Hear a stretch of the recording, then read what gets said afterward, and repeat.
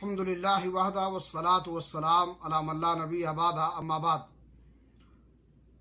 ناظرین کرام، دروس سیرہ میں آج کا درس اللہ کے نبی جناب محمد الرسول اللہ صلی اللہ علیہ وسلم کی رضاعت سے متعلق ہے۔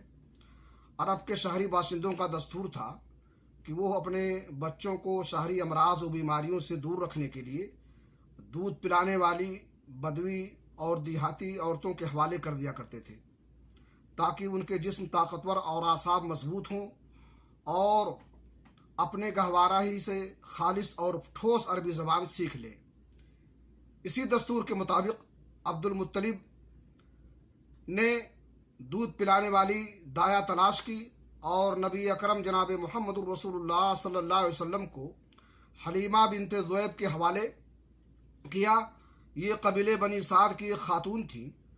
ان کے شوہر کا نام حارث بن عبد العزیٰ اور کنیت ابو کبشہ تھی، اور وہ بھی قبیلے بنی سعد سے تعلق رکھتے تھے۔ اس طرح سے اللہ کے نبی جناب محمد الرسول اللہ صلی اللہ علیہ وسلم نے ثویبہ کے بعد قبیلے بنی سعد میں حلیمہ سے دودھ پیا، اور یہیں کچھ مدت تک آپ کی پرورش ہوئی۔